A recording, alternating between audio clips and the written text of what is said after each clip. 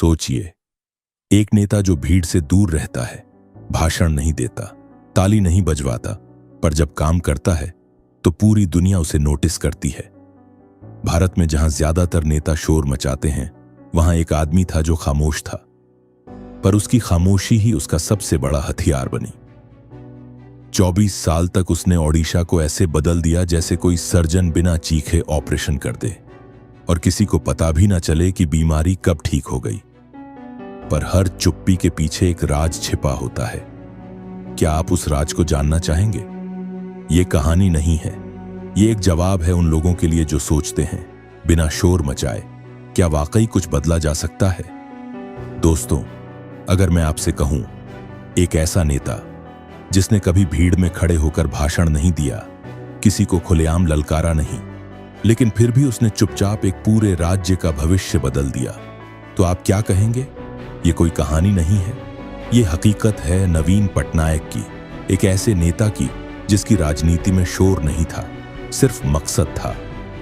और यही वजह है कि ये कहानी आज भी उतनी ही जरूरी है, क्योंकि जब पूरा देश नारों और शोर में डूबा हो, तब एक इंसान सिर्फ अपने काम से जवाब देता है। 1999 ओडिशा लगभग टूट चुका था, साइक्लोन ने सब कुछ तबाह कर दिया था, और तभी सामने आया एक नया नाम, नवीन पटनायक।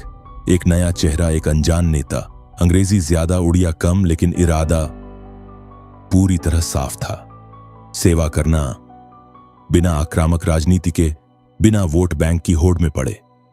नवीन ने एक सिस्टम खड़ा किया, आईएएस अधिकारियों को फ्रंट लाइन पर रखा, गवर्नेंस को परफॉर्मेंस बना दिया।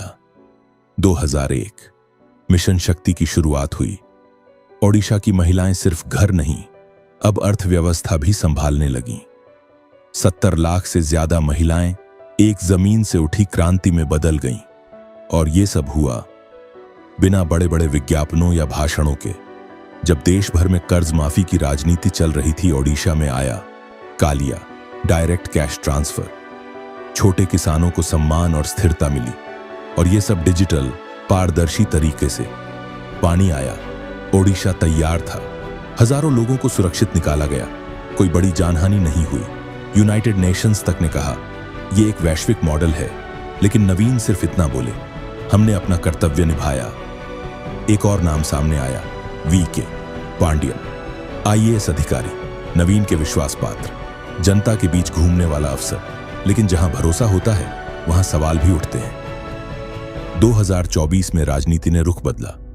बीजेडी हारी, बीजेपी जीती। लोगों ने कहा अब बदलाव जरूरी है, लेकिन क्या इस खामोश सफर का यही अंत था, या यह सिर्फ एक विराम था? नवीन पटनायक एक नई लीडरशिप की पाठशाला छोड़ गए हैं, जहां शोर नहीं, दृष्टि जरूरी होती है, जहां राजनीति मतलब सिर्फ सत्ता नहीं, सेवा होती है। उन्होंने कभी चिल्लाया नहीं, इसलिए उनकी आवाज सबसे गहराई तक सुनी गई।